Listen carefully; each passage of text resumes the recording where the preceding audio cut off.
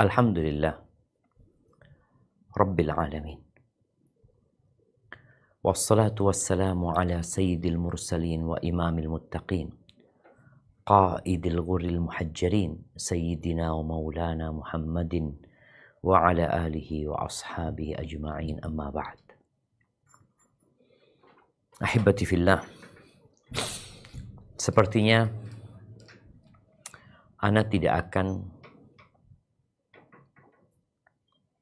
panjang lebar menjelaskan tentang hal ini. Karena temanya tentang suara hati wanita. Yang kita perlu dengar. Apa sih sebenarnya yang ada di dalam hati mereka? Apa yang mereka inginkan? Apa yang mereka cari dalam kehidupan ini? Kita hidup di masa adanya pendakwah-pendakwah yang mengajak para wanita untuk keluar dari pingitan mereka, untuk berlepas dari belenggu yang mengikat mereka.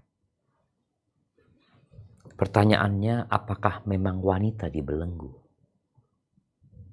sehingga dia harus melepas belenggu tersebut?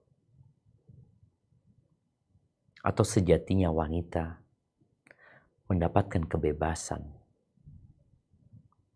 untuk menentukan jalan hidup mereka, tapi tetap dengan aturan. Disinilah ada orang-orang di luar sana yang tidak menyukai aturan yang ditetapkan dalam syariat. Ada kelompok-kelompok yang ingin mengeksploitasi para wanita agar mereka keluar dari istana mereka supaya bisa dimanfaatkan dan dieksploitasi oleh mereka. Sehingga muncul tulisan-tulisan di negeri Arab sana sebelum di negeri kita yang judulnya Tahrirul Mar'ah, memerdekakan wanita, membebaskan wanita.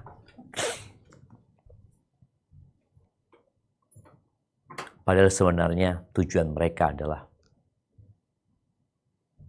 memanfaatkan wanita. Ahibati fillah, iya. Yang perlu kita ketahui bersama bahwa manusia yang pertama kali Allah ciptakan adalah seorang laki-laki yang bernama Adam. Allah letakkan Adam di surga. Ternyata Adam kesepian. Padahal dia berada di tengah-tengah segala kelezatan, kenikmatan, dan kenyamanan di surga. Ternyata laki-laki nggak bisa hidup tanpa wanita. Wa khalaqa minha zawjaha liyaskuna ilaiha. Allah ciptakan pasangannya agar condong dan merasakan damai serta bahagia dengan ketentraman dan kedamaian dia kepada istrinya. Kisah awal ini harus senantiasa kita ingat bahwa ternyata wanita hadir. Allah ciptakan untuk bersama-sama mengabdi kepada Allah Azza wa Jalla. Dan laki-laki nggak bisa sendirian. Dia butuh pendamping. Dan subhanallah, ketika tugas laki-laki dan wanita sama-sama mengabdi kepada Allah, namun ternyata mereka saling melengkapi. Wanita pun nggak bisa hidup ketika dia sendirian.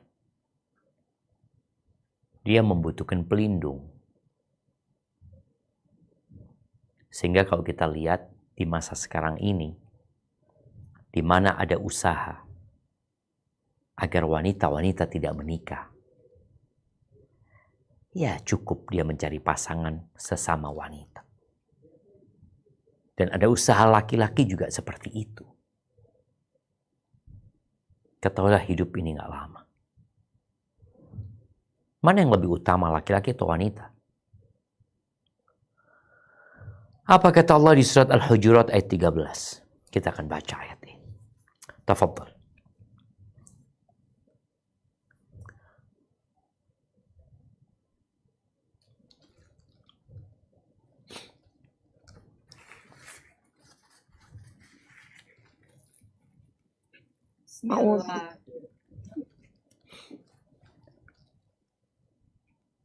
Bismillahirrahmanirrahim.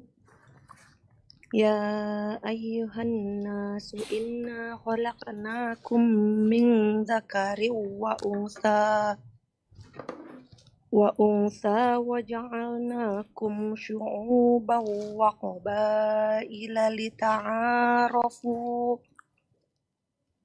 Inna akramakum indallahi atqakum.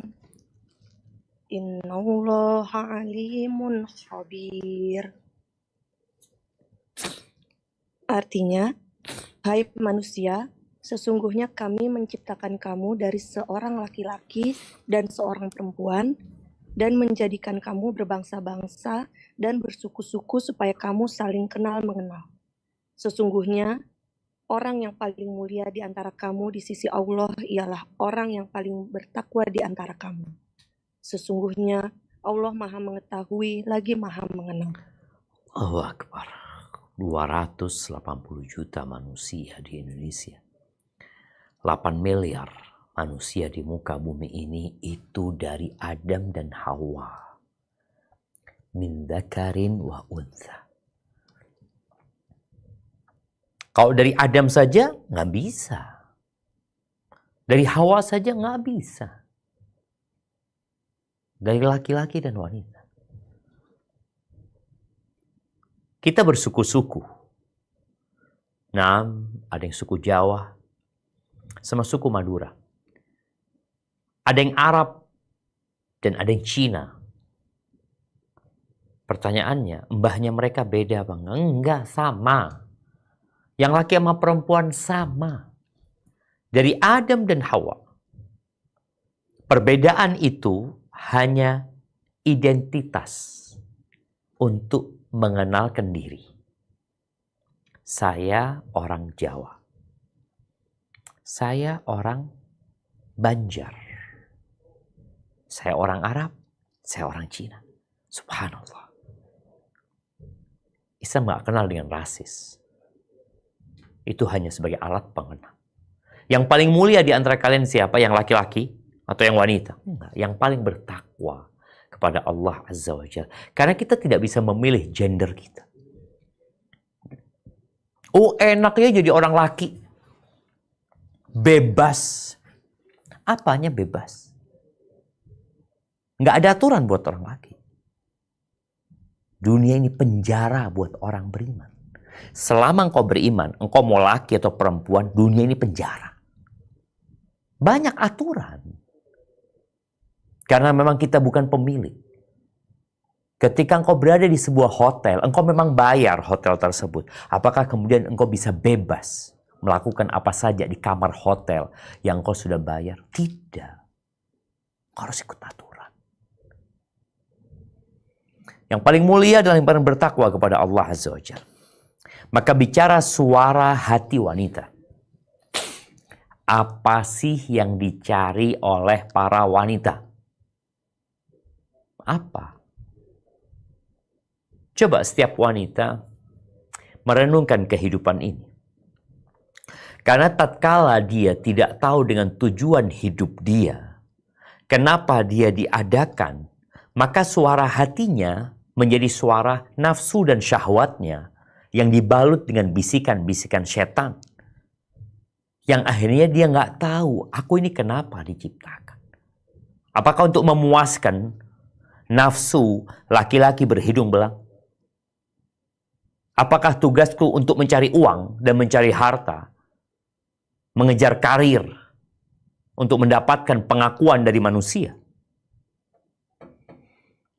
Di surat An-Nahl ayat 97, Allah Azza wa Jalla menyebutkan tentang yang dicari oleh manusia. Yang banyak manusia salah jalan sehingga dia tidak pernah mendapatkan apa yang dia inginkan. Dan suara hatinya pun kadangkala nggak ke sana. Coba kita baca.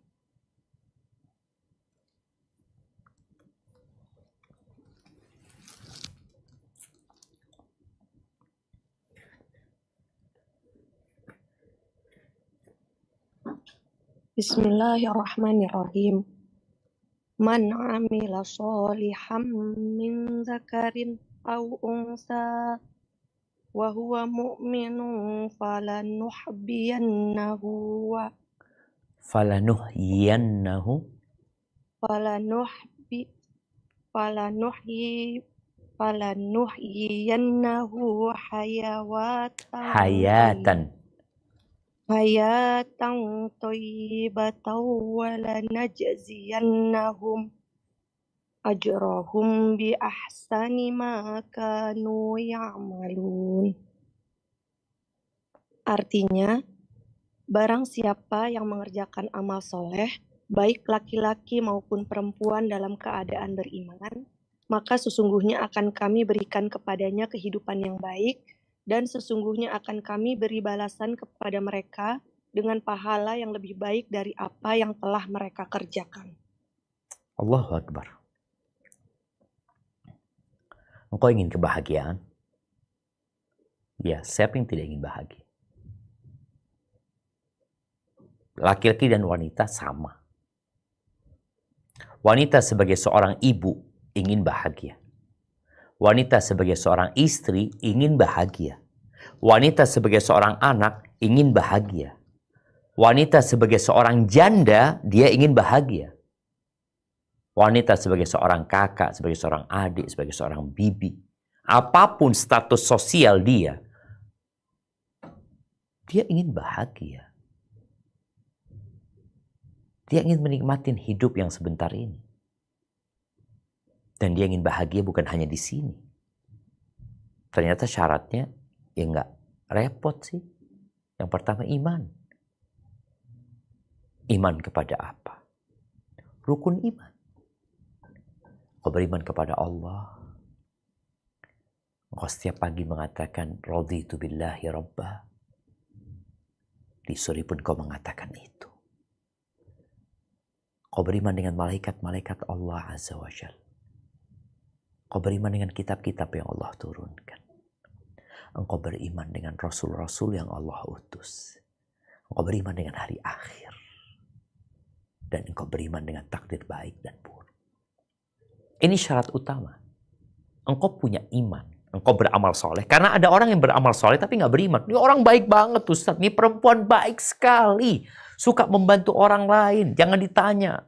Berapa banyak yang sudah dia gelontorkan untuk membantu orang-orang miskin. Nah, tapi dia harus beriman. Maka Allah akan berikan penghidupan yang baik. Bahagia tuh wanita. Mau jadi istri, mau jadi janda, mau jadi menantu, mau jadi mertua. Dan kelak Allah akan berikan balasan yang lebih baik dari apa yang mereka kerjakan. Taib ahibati fillah, kita tahu semua laki-laki dan wanita nggak sama. Mereka diciptakan untuk saling melengkapi. Tapi terkadang ada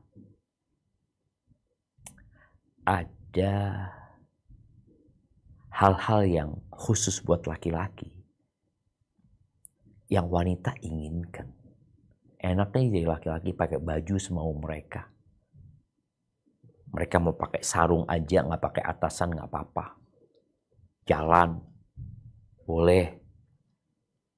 Tapi perempuan ribet kalau mau keluar rumah. Dia harus pakai penutup tubuhnya semuanya. Kemudian dia kalau ngomong sama laki-laki juga, ya ada aturannya. Dia safar juga seharusnya ada mahramnya. Ada banyaklah aturan-aturan. Laki-laki berangkat jihad, perempuan enggak. Ahibati fillah, ada hal-hal yang kita tidak bisa memilih dalam kehidupan ini. Ana lahir sebagai seorang laki-laki. Ana punya kakak lahir sebagai seorang perempuan. Ana punya adik, dua-duanya perempuan. Orang tua Ana juga gak bisa milih. Terus, apa yang harus dilakukan? Menerima takdir Allah Azza wa Jalla. Dan terus berlomba-lomba dalam hal yang bisa kita perlombakan bersama. Allah berfirman di surat An-Nisa ayat 32. Menjelaskan bahwa setiap orang itu jangan membandingkan dirinya sama orang lain.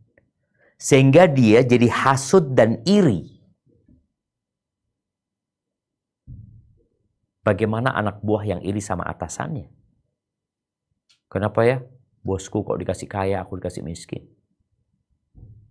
Kenapa ya? Dia cantik, aku nggak cantik. Taib, kita akan baca. Tafadhal.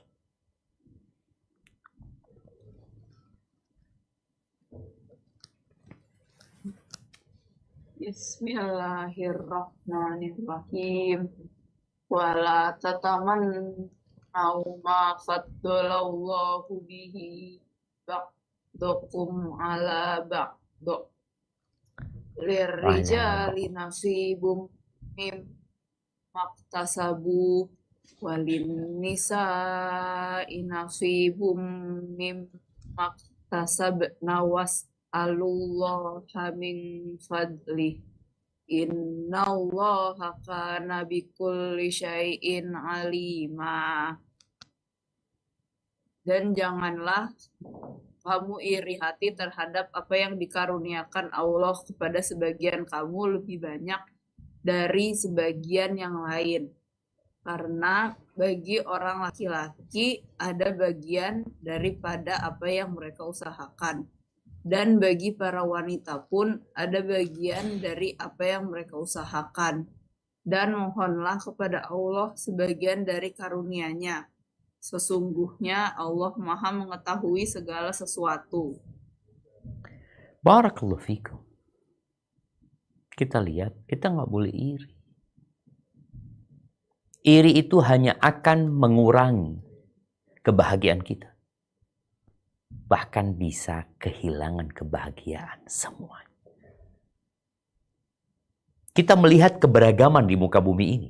Yang kaya, yang miskin, yang tampan, yang enggak, yang cantik, yang kurang cantik, yang putih, yang coklat, yang hitam, yang keriting, yang lurus rambutnya, yang alisnya bagus, yang hidungnya mancung, ada yang enggak mancung, yang bibirnya Masya Allah, ada yang ada lesung pipinya, ada yang enggak ada lesung pipinya, ada yang tinggi, ada yang pendek. Terus gimana? Yang kurang, yang merasa kurang, jangan iri. Engkau kepingin, ya inginlah. Minta sama Allah Azza wa Jalla. Laki-laki juga sama kayak gitu. Laki-laki melihat wanita, wanita melihat laki-laki, jangan iri. Mintalah karunia kepada Allah Azza wa Jalla. Allah itu sudah menetapkan segala sesuatu sesuai dengan kadarnya. Ahibati fillah, Islam datang memuliakan wanita. Subhanallah ya. Ada satu permasalahan, yaitu pemberian suaka. Apakah seorang wanita boleh memberikan suaka? Nah, subhanallah, kalau antum lihat, bicara suaka ini memberikan jaminan keamanan kepada seseorang yang mungkin orang itu seharusnya dibunuh ya. Ummu Hani bintu Abi Thalib diceritakan bahwa ketika Nabi SAW menaklukkan kota Mekah, beliau sedang mandi, ditutupin sama Fatimah. Tahu-tahu Ummu Hani izin masuk. Nabi SAW tanya, "Man hadhi, siapa ini?" Kata Ummu Hani bintu Abi Talib. Ummu Hani putrinya Abu Talib, yakni sepupunya Nabi SAW. "Marhaban ya Ummu Hani." Marhaban, disambut sama Nabi SAW. Ketika Nabi selesai mandi, Nabi sholat 8 rakaat, kemudian ngobrol sama Ummu Hani, seorang wanita. Ummu Hani mengatakan, "Ya Rasulullah, anak ibuku," yakni saudaranya sendiri, Ali bin Abi Thalib radhiyallahu taala anhu, dia hendak membunuh orang yang sudah aku kasih suaka. Aku kasih jaminan keamanan buat dia. Apa kata Nabi SAW? "Qad ajarna man ajarti ya Ummu Hani." Kami telah memberikan suaka kepada orang yang kau berikan suaka kepada dia. Aman orang itu. Bayangin. Dalam penentuan pemberian suaka dari seorang wanita, itu seluruh negeri harus ikut. Artinya memberikan juga jaminan keamanan kepada orang itu. Nggak boleh dia membunuh orang yang sudah dikasih suaka oleh seorang wanita. Itu Islam mengagungkan wanita. Kita tahu ayat yang pertama kali turun adalah Iqra. Apakah Iqra ini ditujukan untuk kaum laki-laki, sehingga yang belajar itu hanya kaum laki-laki, yang menuntut ilmu itu hanya kaum laki-laki? La. Talabul ilmi faridatun ala kulli muslim. Setiap muslim wajib menuntut ilmu, mau laki mau perempuan. Dan di masa Nabi alaihi salatu wassalam, Abu Sa'id Al-Khudri menceritakan bahwa datang seorang wanita. Dia punya suara di hati dia.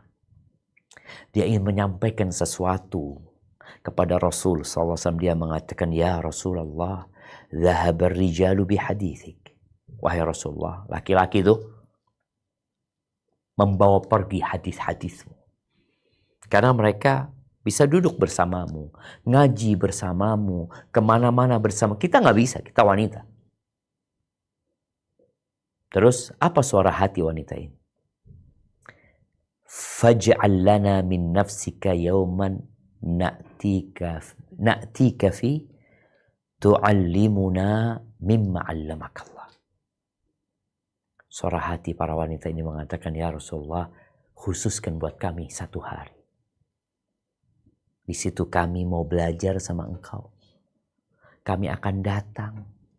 Engkau ajarkan kepada kami dari ilmu yang Allah ajarkan kepada." Nih. Tapi ternyata tidak semua wanita punya suara ini. Suara di mana dia punya keinginan untuk mengenal Tuhannya. Suara hati di mana dia ingin tahu bagaimana cara melewati sirat yang berada di atas neraka jahanam. Suara hati yang penuh gelora, yang menginginkan dia benar-benar bisa bersama nabinya kelak di surga Allah Azza wa Jalla. Sedangkan banyak suara hati wanita sekarang, dia ingin ketemu sama dia artis-artis, sama pemain-pemain. Itu suara hati. Ini wanita, dia punya suara hati ya, dia punya keinginan. Maka dia minta sama Nabi SAW, dan Allah melindungi keinginan dia. Maka apa kata Nabi SAW? "Ijtami'na yaum kada wa kada." Kumpullah di hari ini, ditentukan di rumahnya fulana. Maka di situ Nabi SAW datang memberikan pengajaran kepada wanita. Karena mereka juga memerlukan ilmu. Dan di antara yang Nabi sampaikan SAW, "Ma min kunna min imra'atin." Tidak ada satupun wanita di antara kalian tuqaddimu thalathatan minal walad, yang dia mempersembahkan 3 anak, illa kanu laha hijaban minan nar, melainkan anak-anak itu akan menjadi hijab. yang menyelamatkan orang tuanya dari api neraka. Seorang wanita mengatakan, gimana kalau anaknya cuma 2? Kata Nabi SAW, 2 juga. Ahibati fillah, Rasulullah Sallallahu Alaihi Wasallam menerima usulan dari wanita. Ini menunjukkan wanita itu juga punya ilmu. Wanita itu boleh jadi pendapatnya dia tepat, menepati kebenaran.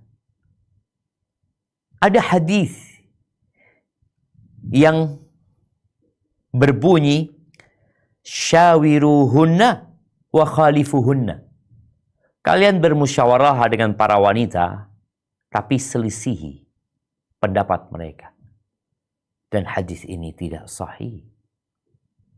Ketika kejadian Hudaybiyah, Rasulullah SAW memerintahkan kepada para sahabat untuk menyembelih hewan kurban mereka, kemudian bertahallul. Satu pun gak ada yang bergerak. 1.400 orang itu semua diam, mereka syok.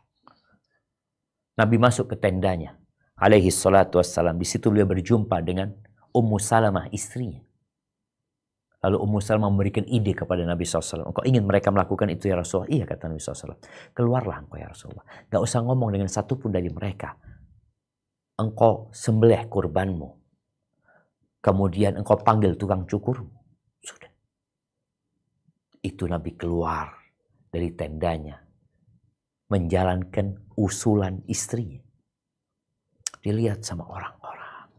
Kemudian Nabi memotong kurbannya, Nabi potong rambutnya. Akhirnya orang-orang itu semua mengikuti Nabi alaihissalatu wassalam. Ahibati fillah, kita sering mendengar bahwasanya wanita itu menunggu lelaki yang melamarnya. Wanita itu nggak punya pilihan untuk menetapkan siapa pasangan hidup dia. Kata siapa? Dalam agama kita, nggak boleh orang tua memaksa anaknya, anak perempuannya, menikahi seorang laki-laki yang dia tidak sukai. Nggak boleh. Walaupun nanti tetap yang menikahkan adalah walinya. Nggak bisa perempuan dalam Islam menikahkan dirinya, ketemu dengan laki-laki di jalan, ketemu di kampus, ketemu di tempat kerja, lalu di ruangan tertutup, dia ngobrol sama orang itu, engkau mau nikah sama aku? Iya, aku terima pernikahan. Nggak boleh. Loh kenapa Ustaz? Kalau laki-laki kok boleh dia menikah tanpa wali? Nggak boleh. Karena Allah sayang sama engkau para wanita. Engkau mudah digoda dengan ucapan-ucapan yang manis. Dengan rayuan-rayuan gombal oleh buaya-buaya darat. Oleh serigala-serigala berbulu domba. Maka yang menikahkan engkau wali. Tapi wali gak boleh maksa engkau. Engkau punya usulan. Enggak, aku gak mau sama dia. Kata Nabi alaihi salatu wassalam, Al-ayyimu ahaqqu binafsiha min waliyiha. Seorang janda itu lebih berhak dengan dirinya daripada walinya. Artinya janda tuh bisa milih, aku mau nikah sama fulan. Ngomong sama orang tuanya, aku mau sama fulan. Maka di sini para orang tua harus sadar ketika dia punya anak janda dan anak janda itu minta dinikahkan dengan fulan dan kau sudah memberikan penjelasan tentang fulan, nikahkan. Itu janda. Bagaimana dengan gadis? Boleh dipaksa? Enggak juga. Cuma bedanya, wal bikru tusta'dzan fi nafsiha wa idnuha sumatuha. Dan seorang gadis itu diminta izinnya. Engkau bapak nikahkan ya sama fulan. Karena pernikahan itu nggak harus hadir tuh anak perempuan. Yang hadir harus ya menantunya yang mau dinikahkan. Terus bagaimana gadis diminta izinnya dengan dia diam? Diamnya seorang wanita, gadis, ketika ditanya tentang maukah dia menikah dengan fulan, itu sebagai bentuk izin dari dia. Soalnya kalau dia nggak mau, dia akan ngomong di sini. Bukan cuma suara hati. Lisannya pun berbicara mengatakan, enggak, aku nggak mau. Iya, jangan. Oh, anak durhaka, nggak nurut sama orang tuanya. Yang mau nikah siapa? Yang mau menjalin kehidupan siapa? Dia kan. Enggak, dia nggak durhaka. Karena dia punya hak untuk menolak. Di masa Nabi SAW datang seorang pemudi. Dia mengatakan, Inna abi zawajani ibna akhihi liyarfa'a bi khasisatahu. Ya Rasulullah, bapakku menikahkan aku dengan keponakannya, sepupunya dia, untuk mengangkat kehinaan dia dengan aku, dengan menikahkan aku sama dia. Faja'al al-amra ilaiha. Dipanggil orang tuanya, dikasih tahu sama Nabi SAW untuk tidak memaksa putri-putrinya. Dan terserah kepada perempuan ini, engkau mau lanjutkan, enggak, sudah. Batalkan pernikahannya. Punya hak perempuan. Padahal sudah terjadi akad. Tetap dia punya hak untuk membatalkan pernikahan itu. Ketika dia nggak mau. Ahibati fillah, wanita juga punya hak cerai. Tapi dia bukan menceraikan dirinya. Dia boleh mengatakan, aku nggak mau sama fulan. Aku nggak bisa hidup sama fulan. Tapi ada alasannya. Tapi kalau dia memutuskan untuk gugat cerai, untuk khulu suaminya, sedangkan tidak ada alasan yang sesuai syariat, bahaya buat dia. Di sini, wanita boleh melepas dirinya dari genggaman suaminya dengan khulu, tapi ada aturannya. Supaya perempuan-perempuan ini sekali lagi tidak dimanfaatkan oleh iblis atau oleh tadi laki-laki ya yang menginginkan perempuan ini lalu digodain agar dia gugat cerai sama suaminya. Nggak boleh. Harus ada alasannya. Tapi dia punya hak. Ahibati fillah, berkaitan dengan hartanya. Apakah seorang wanita harus membelanjakan hartanya itu dengan izin walinya? Dengan izin suaminya? Jumhur ulama berpendapat enggak. Harta-harta dia dihormatin. Hartanya suami, hartanya istri. Seorang istri yang maharnya belum lengkap dari suaminya, dia mau halalkan, dia halalkan. Wanita, dia yang menentukan maharnya berapa, dia minta maharnya. Mungkin dia mau musyawarah sama orang tuanya. Tapi intinya, wanita punya hak. Namun kalau dia musyawarah sama walinya, dia musyawarah sama suaminya, itu menjadi bentuk adab yang mulia dari dia. Karena terus terang, barang-barang di pasar yang banyak dipersiapkan oleh pabrik-pabrik, itu tujuannya wanita. Karena memang kadang-kala wanita ini lebih menggunakan perasaannya daripada akalnya. Maka baguslah kalau perempuan itu musyawarah ketika dia hendak membeli sesuatu. Tapi kalau dia hendak bersedekah, membantu orang lain, silahkan. Kemudian yang terakhir, wanita itu boleh nggak bekerja? Ya, Islam memuliakan wanita sebagai seorang ibu. Di mana anak-anaknya wajib berbakti sama ibunya. Di mana kalau ibunya nggak mampu, anak-anak hendaklah memberikan nafkah kepada ibunya. Sebagai seorang istri, ya, wanita punya hak nafkah, sandang, pangan, papan. Laki-laki harus bekerja. Dan kau kalau mau menikah, kau harus punya kemampuan untuk memberikan nafkah kepada istri. Tapi perempuan boleh nggak bekerja? Hukum asalnya, lebih baik wanita itu di rumah. Apa kata Allah Azza wa Jalla di surat Al-Ahzab ayat 33. Coba kita baca.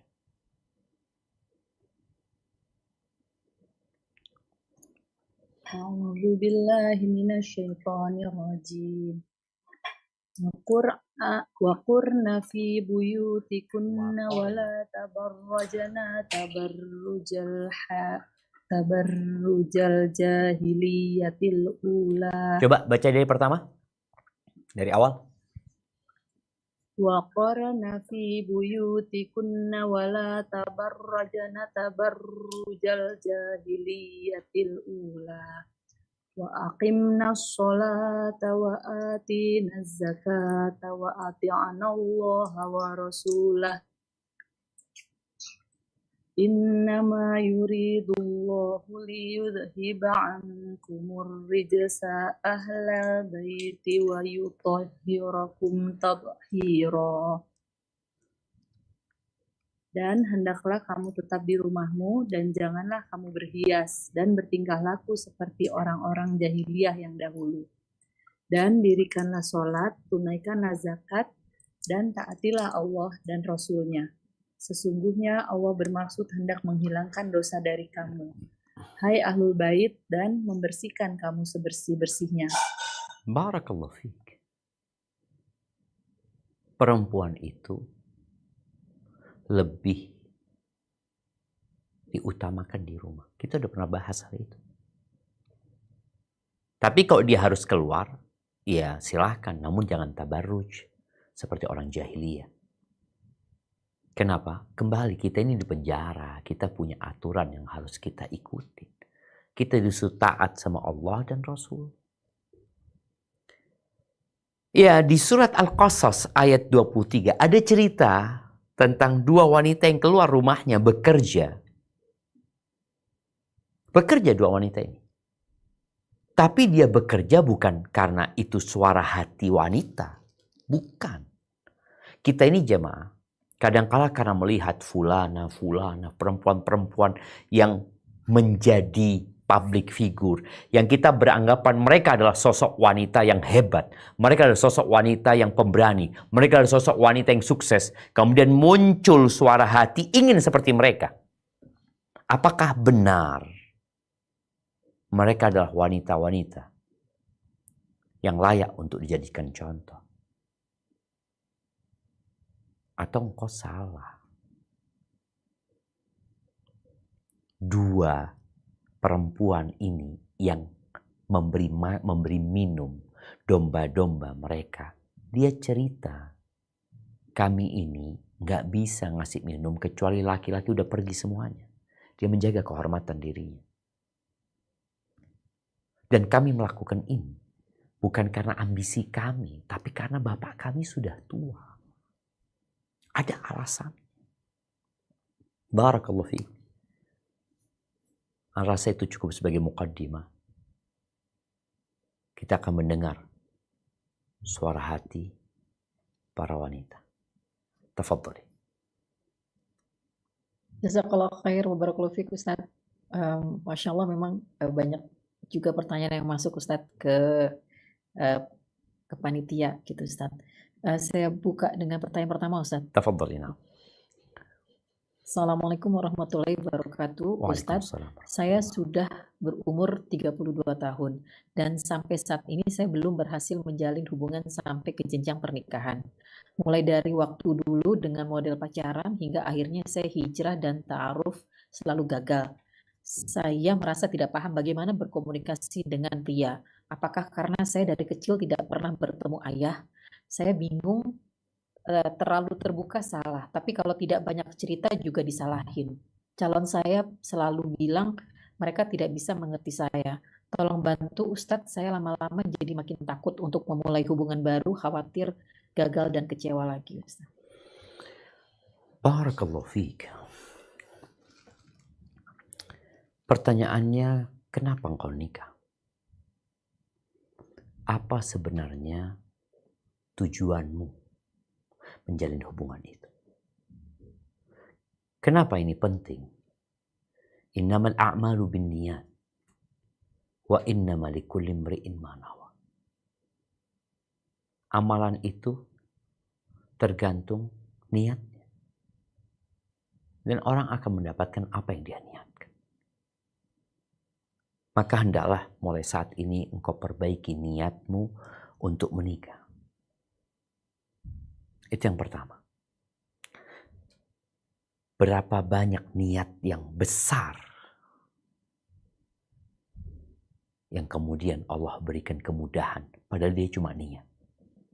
engkau niat menjalin rumah tangga umpamanya, aku ingin menuju kepada Allah Azza wa Jalla. Aku ingin punya anak-anak yang soleh dan soleha. Aku ingin berjuang bersama suami. Ketika niat itu sudah engkau tetapkan, maka yang kedua, engkau akan tetapkan siapa yang dapat bersamamu mewujudkan niat itu. Engkau nggak salah pilih laki-laki. Yang ketiga, dengan umur yang sudah di atas 30, maka engkau juga harus tahu kriteria laki-laki yang mungkin mau menerimamu. Taib Ustaz, Anda sudah tahu diri. Tapi caranya gimana? Apakah caranya dengan dia menjalin hubungan, mencari laki-laki? Bukan. Boleh jadi ketika engkau tahu ada laki-laki yang soleh. Tadi dikatakan engkau nggak punya ayah sejak kecil. Engkau boleh ngomong dengan kawanmu yang sudah bersuami agar dia menyampaikan kepada suaminya bahwa engkau siap untuk menjadi istrinya fulan. Dan disinilah kawanmu yang perempuan ngomong sama suaminya. Dan dia nanti ngobrol sama laki-laki tersebut. Boleh menawarkan diri? Boleh. Bagaimana Umar bin Khattab menawarkan putrinya, ayo siapa yang mau menikah sama putriku? Tawarkan ke Utsman, tawarkan ke Abu Bakar. Ditawarkan jemaah. Radhiyallahu ta'ala anhu. Maka di sini hendaklah engkau juga mempersiapkan diri, memperbaiki diri. Engkau punya kekurangan. Carilah laki-laki yang dapat melengkapi kekurangan. Dan Rasul SAW menyebutkan kriterianya, akhlaknya, dan agamanya engkau ridhoi. Dan doa. Terus berdoa. Syuaib ya. Tadi cerita Nabi Musa. Bagaimana dia punya 2 putri gak nikah-nikah. Allah kirimkan Nabi Musa dari Mesir menuju ke Madian untuk menjadi suami putrinya. Gak pernah nih bapaknya nunggu orang dari Mesir datang. Tapi Allah kirimkan. Maka hendaklah kita percaya Allah ala kulli syai'in qadir. Dan jangan bergantung dengan manusia. Aku sudah minta tolong sama fulan. Aku sudah ngomong sama fulan. Udah semua yang Ustadz sampaikan sudah aku jalankan. Berarti kau lepas semuanya. Bergantunglah sama Allah semata. Hatimu tetap sama Allah. Jangan pernah berharap sama manusia. Hadza wallahu a'lam bishawab. Barakallahu fikum Ustaz. Pertanyaan berikutnya. Assalamualaikum. Ana izin bertanya, apakah wanita boleh ikut tenaga kesehatan yang mendampingi jamaah haji, misal di kloter atau bertugas di klinik Arab Saudi selama musim haji? Ana ingin mendaftar tapi takut jika menjadi dosa terkait bepergian jauh dan lama tanpa mahram. Nah, barakallahu fiik. Yang pertama, apabila engkau seorang istri, maka jangan lama-lama meninggalkan suamimu. Tapi apabila engkau belum menikah dan engkau berpikir untuk bekerja, maka bekerjalah yang tidak menyelisihi syariat. Engkau ingin menjadi tenaga kesehatan. Apa tujuanmu? Kalau tujuanmu ingin melaksanakan ibadah haji, ini sebuah tujuan yang mulia. Ini tujuan yang mulia. Tujuan yang agung sekali. Tapi, karena engkau harus berangkat tanpa mahram, maka sepertinya lebih baik tidak. Namun memang ada sebagian ulama yang membolehkan berhaji tanpa mahram bagi orang yang sudah mampu dengan syarat adanya teman-teman yang dapat mendampingi dia dan melindungi dia. Karena mahram itu tujuan utama adalah mendampingi dan melindungi wanita.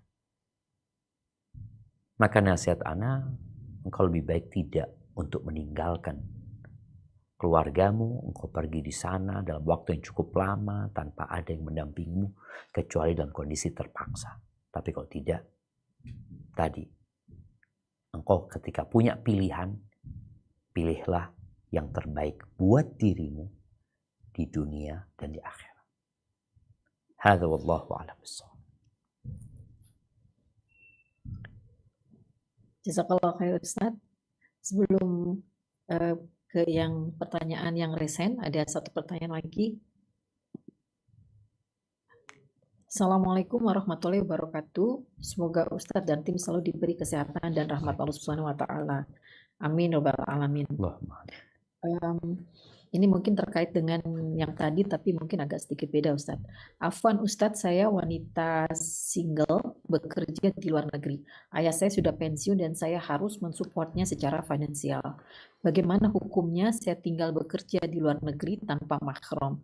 Ini juga ada beberapa yang bertanya Ustadz terkait dengan studi, tapi mereka masing-masing memang ada satu yang mahasiswi dan satu lagi sudah bercerai Ustadz, jadi sudah single juga. Masya Allah, barakallahu fiik. Ahibati fillah, ingat tujuan kita adalah untuk mengabdi kepada Allah. Tujuan kita hidup adalah beribadah kepada Allah Azza wa Jalla. Ada tempat yang lebih indah dari yang pernah kita lihat, dari yang pernah kita dengar, dari yang pernah kita hayalkan. Namanya surga Allah Azza wa Jalla. Dan uiddat lil muttaqin, dan surga itu disediakan untuk orang-orang yang bertakwa kepada Allah Azza wa Jalla. Tapi ketika seorang bekerja di luar negeri tanpa mahram, yang dibutuhkan mahram itu adalah ketika engkau safar, ketika engkau sudah menetap mukim, maka tidak dibutuhkan mahram. Seperti seorang dari Jember yang dia kerja di Jakarta, setelah sampai Jakarta dia nggak butuh mahram karena dia sudah mukim di tempat itu. Namun ketika engkau harus kerja di luar negeri, berangkatnya engkau tanpa mahram, padahal lapangan pekerjaan masih ada di negeri kita yang bisa engkau kerjakan. Maka kita akan dihisap sama Allah Subhanahu wa taala. Kenapa engkau harus ke tempat itu? Apa sih tujuannya sebenarnya? Kita sedih ya, ketika banyak TKW yang dikirimkan ke luar negeri. Seakan-akan negeri kita tidak mampu untuk membukakan lapangan pekerjaan buat mereka. Yang terkadang tujuan mereka ke luar negeri itu bukan terpaksa, tapi karena memang ingin punya rumah, ingin lebih baik hidupnya, karena melihat fulanah enak, kemudian dia pergi meninggalkan negerinya. Maka hendaklah dia bermuhasabah. Kalau masih ada di tempat kita. Dan masih banyak sebenarnya. Tapi kadang-kala kita itu putus asa. Kita itu hanya berharap kepada makhluk dan lupa sama Allah Azza wa Jalla. Adapun tadi ketika seorang harus menjadi mahasiswi di luar negeri, apalagi di negerinya orang-orang yang tidak beriman, maka tanyakan kepada dirimu lagi, kenapa engkau harus ke sana? Apakah memang ilmu itu tidak ada kecuali di tempat itu? Atau memang engkau dibutuhkan untuk belajar di tempat itu agar engkau pulang bisa memberikan kontribusi kepada umat? Sehingga bisa dipikirkan ini kebutuhan. Atau engkau berangkat ke sana hanya karena keinginan, bukan karena kebutuhan. Maka di sini hendaklah kita sering-sering bermuhasabah. Apakah yang aku lakukan benar ya? Apa sih tujuanku sebenarnya? Boleh jadi niatnya sudah benar, tapi jalannya salah. Boleh jadi niatnya salah, jalannya juga salah. Maka yang mau belajar, boleh wanita belajar, tapi ada koridor-koridor yang harus dijaga. Apalagi ketika berangkat ke negeri-negeri non-muslim ya. Yang di sana kadangkala sholat pun sulit. Beribadah pun gak karuan. Syiar-syiar Islam tidak tampak. Maka ini akan membahayakan keimanan mereka. Maka jangan heran kalau kita membaca atau mendengar fatwa sebagian ulama yang mengharamkan hal tersebut. Karena sejatinya untuk melindungi orang-orang yang beriman, khususnya para wanita tadi. Hadza wallahu a'lam bissawab.